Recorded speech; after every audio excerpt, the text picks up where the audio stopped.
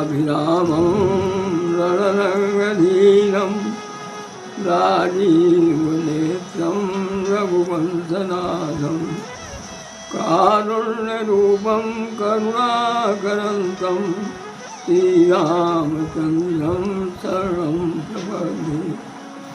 श्रीराम राम रघुनंदन राम राम, श्रीराम राम भरताग्र राम राम, श्रीराम राम कर्कश राम राम, श्रीराम राम शरणं भव राम राम।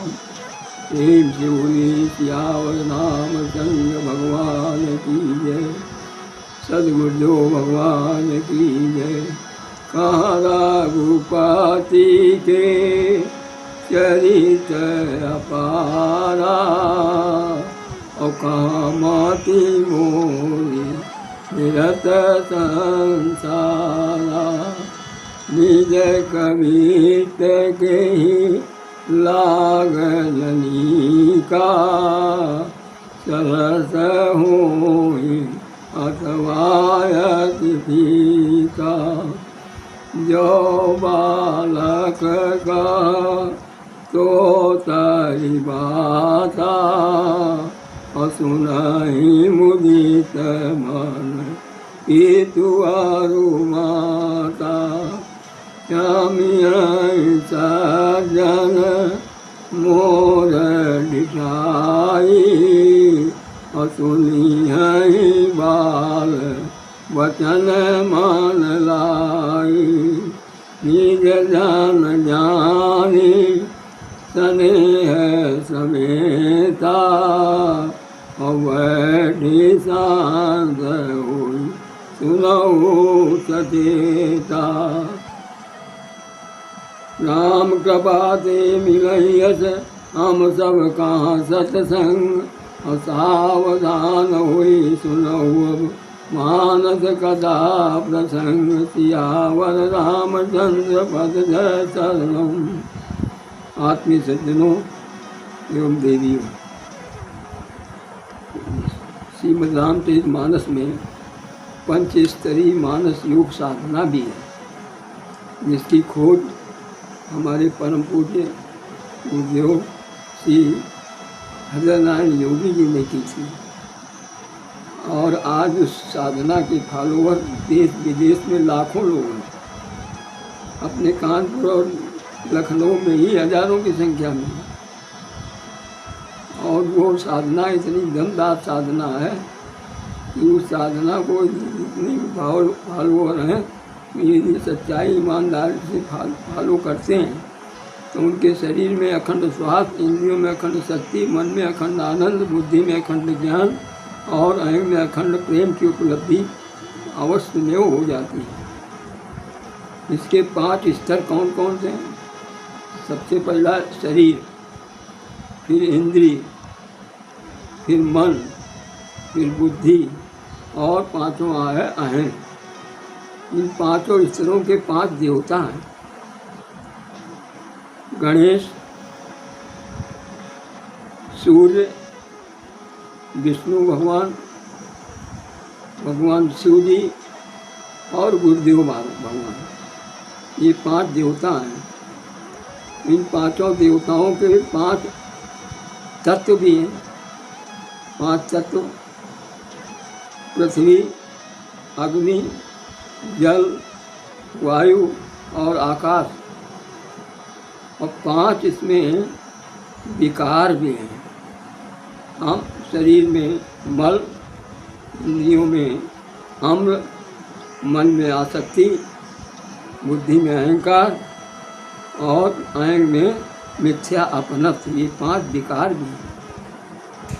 और 5 उपलब्धियाँ भी हैं।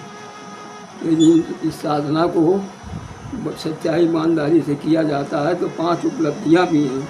शरीर में अखंड स्वास्थ्य, इंद्रियों में अखंड शक्ति, मन में अखंड आनंद, बुद्धि में अखंड ज्ञान और अहंग में अखंड प्रेम की उपलब्धि 100% संभव है। इसमें नो डाउट एट ऑल, किसी प्रकार का कोई संदेह नहीं किया जा सकता। आज हम इसके साथ ही साथ सुख और दुख की भी व्याख्या करेंगे। दुख जिसे कोई नहीं चाहता, और सुख ये तो स्वाभाविक जो है मौलिक मांग है प्रत्येक मानव की, चाहे वो हिंदू हो, चाहे मुस्लिम हो, चाहे सिख हो, चाहे ईसाई हो, चाहे ब्राह्मण हो, क्षत्रिय हो, वैश्य हो, शूद्र हो, कोई भी हो, और किसी भी देश हो, जाति हो, संप्रदाय का हो, हर एक की मांग जो है सुख की ही है। ये मौलिक मांग है। लेकिन सुख एक तो सरलता से आता नहीं, वो आता भी है तो टिकता नहीं, भाग जाता है, बड़ी जल्दी भाग जाता है। और दुख जिसे कोई नहीं चाहता है, और वो आता है बिना चाहते हुए आता है दुख, और ऐसा डेरा डाल देता है कि जल्दी जाने का नाम नहीं लेता। क्यों? क्योंकि इसमें भी दुख का कारण भी है।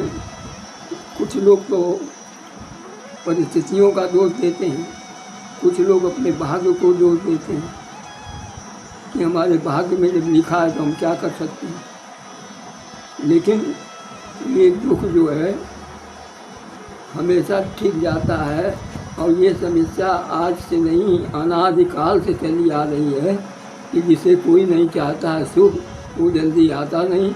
जिसे दुनिया चाहती है सुख, वो आता नहीं है। और जिसे कोई नहीं चाहता है दुख, वो बगैर बुलाए आ जाता है, बिना और जल्दी जाने का नाम भी नहीं लेता। ये समस्या अनादिकाल से चली आ रही है, लेकिन इसका कोई समाधान आज तक निकल नहीं पाया। तुलसी बाबा से किसी ने पूछा कि रामचरितमानस के चक्कर में तमाम रामायण थी, रामायण सतकोट के 12, आपको रामचरितमानस लिखने की क्या आवश्यकता पड़ गई, इसकी क्या ज़रूरत थी, क्या इसका उद्देश्य है? तो उन्होंने कहा इसका उद्देश्य स्वांता सुखाय तुलसी रघुनाथ का था। ये स्वांता सुखाय के लिए मैंने लिखी। अब सुख जो है इसकी व्याख्या करनी, सुख 3 प्रकार के हैं। एक तो सुख है बाह्य सुख, और दूसरा है अंतः सुख, और तीसरा है स्वांतः सुख।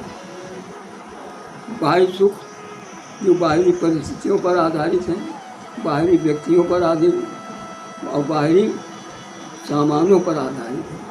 यदि वो परिस्थिति, वो सामान, वो व्यक्ति नहीं मिला तो हम दुखी हो जाते हैं। ये दुख 2 कौड़ी का है, ये सुख 2 कौड़ी का है। इसमें पराधीनता है, हृदयहीनता है, जड़ता है और पराधीनता है। इसलिए ये सुख की कोई मूल्यांकन नहीं किया जा सकता, ये सुख कोई मूल्यवान नहीं कहा जा सकता। अंतः सुख एक रस है। अंतः सुख अर्थात संत विद्वान महात्मा जितने भी हैं, उन्होंने घर गृहस्थी नहीं बनाई, शांत एकांत में अपना कल्याण करने लगे, भगवान से जुड़ गए। लेकिन उन्होंने समाज को क्या दिया? शांत एकांत में बाहर निकल गए, समाधि में लग गए, और एक रस है, ये सुख एक रस है। और स्वांता सुख वो सुख है जो किसी को सुखी करने से जो अनुभूति होती है सुख की, वो सुख स्वांता सुख कहलाता है। इसके लिए रामचरितमानस में मैं जाना पड़ेगा। रामचरितमानस में जिसमें परमात्मा श्री राम जंगल गए हैं, तो वहाँ पर 3 टोलियाँ उनसे मिलने जाती हैं। सबसे पहली टोली कौन मिलने आती है? आए मिलन देव स्वार्थी। सबसे पहली टोली मिलने आती है, देवताओं की टोली आती है। अब उनको गोस्वामी जी ने स्वार्थी कहा। क्यों? वो स्वार्थ से वशीभूत होकर आए ही थे वहाँ मिलने के लिए कि प्रभु आपका अवतार इसलिए हुआ है कि जल्दी जल्दी रावण को मारा जाए, और हमारे को जो क्यों रावण आवत सुने सकोवा तो देवन तकी मेल गिर खोवा, वो छिप जाते थे, कंदराओं में जाकर के छिप जाते थे जब रावण निकलता था। और चलत दशानन दौड़त उन्हें इतना उसका भयंकर था कि देवता 33 कोट रहते थे उसकी हाजिरी में। अब वो हारी देव कौन पंखा डुलाते थे। यहाँ तक उसका आतंक था कि सारे देवताओं को उसने अपने बस में कर लिया था। उस रावण के भय से जो है वो मिलने गए थे प्रभु श्री राम से कि जितना जल्दी हो सके उस रावण को मारा जाए। उन देवताओं को ये भी नहीं ख्याल रहा कि भगवान जंगल में आए हैं, उनकी आवश्यकताएं क्या हैं। बिल्कुल खाली हाथ आए, कोई भेंट पूजा लेकर के नहीं आए। तो उन देवताओं को दूर ही से आश्वासन तो दे दिया, लेकिन उनसे कोई वार्ता नहीं की। वो प्रभु ने उनसे कोई वार्ता नहीं की। उन्होंने कह दिया कि ठीक है, मुझे पता है कि मैं इस धराधाम पर क्यों आया हूँ, जाओ। और उसके पश्चात आए मिलन सिद्ध मुनि जोगी। उसके बाद सिद्ध ऋषि मुनि ये सब लोग मिलने आए। इनको भी ये ध्यान नहीं रहा कि परमात्मा की ज़रूरत क्या है। कोई भेंट पूजा लेकर के नहीं आए और केवल अपने साधना के अहंकार में वहाँ आ गए कि हमारी साधना इतनी प्रबल है कि प्रदाता को जो है स्वयं आना पड़ा हमारे पास दर्शन देने के लिए। ये सबसे बड़ा अहंकार उनके अंदर पनप गया था कि शायद हमारी साधना इतनी बलवती है कि परमात्मा को हमारे पास आना पड़ा। इसलिए उनको भी कोई खास तवज्जो नहीं किया, लेकिन सम्मान बहुत किया। 3 प्रणाम धरण धर्मा था, उनको सम्मान बहुत दिया और प्रणाम भी किया, लेकिन वार्ता कोई नहीं की। उसके पश्चात तीसरी टोली आती है, कोल किरात भिल्ल वनवासी। ये सिद्ध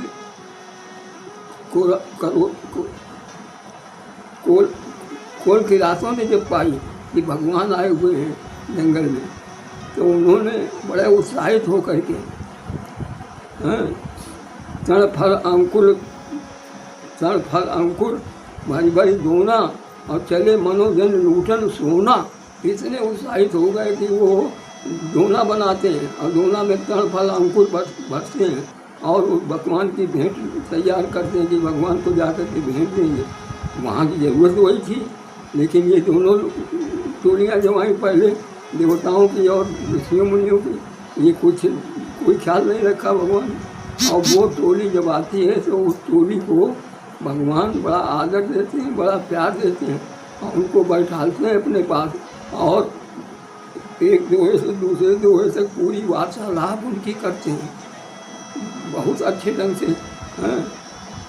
और उनसे बात करते हैं तो वो लोग भी मानते हैं कि ये हमारी बड़ी मनसाई लेन बासन बसन चुराई। हमारा तो स्वभाव बदल गया आपके जंगल आने से, हमारा तो स्वभाव पलट गया। निस्वासर बीतते थे तो रात और दिन हम अपने चोरी चमारी में ही लगे रहते थे। अब हमारा जो है स्वभाव बदल गया, अब हम कोई गलत काम नहीं करते हैं। इस प्रकार से जो है 3 टोलियाँ मिलने आई। ये स्वांता सुख वाले कोल किरात टोली है, अंता सुख वाले ऋषियों मुनियों की टोली है और बाह्य सुख वाले जो है देवता हैं। वो तो बाह्य सुख है, उनकी यदि पूजा न करो तो तुम्हारी तरफ देखेंगे भी नहीं हो। हाँ, इसीलिए उनको गोस्वामी जी ने स्वार्थी कहा। और सबसे बड़ा स्वार्थी तो कौन है? जब तक कोई साधना शुरू कर दो तो सबसे पहले घबराने लगता है कौन? देवताओं का राजा इंद्र। उसके सबसे पहले पसीना छूटने लगते हैं, कहीं हमारी गद्दी तो नहीं लेना चाहते हैं, कहीं हमारे बराबर आकर के तो आसन नहीं लगाना चाहते हैं। पहले सब वो प्रयत्न करने लगता है कैसे इसकी साधना भंग की जाए, कैसे इसका विघन डाल दी जाए कि साधना इसकी पूरी न हो पाए। वो बहुत है। इसको तो यहाँ तक गोस्वामी जी ने कुत्ता तक कह दिया है अपने एक चौपाई में। बोलिए सियावर रामचंद्र की जय। श्रीमन नारायण नारायण नारायण भजमन नारायण नारायण नारायण। आनंद कंद सच्चिदानंद भगवान की जय।